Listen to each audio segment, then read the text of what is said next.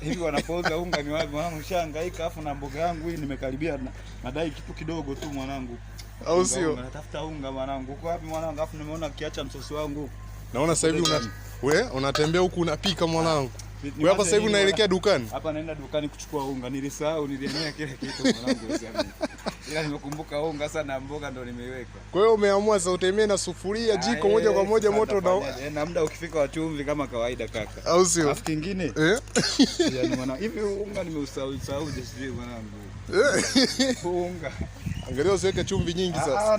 Yani hapa baba sheria za kupika zote zipo. Eti sema hapa natafuta dukani, nimeemea kila kitu, ila nimetafuta duka ilipo ndo kipengele.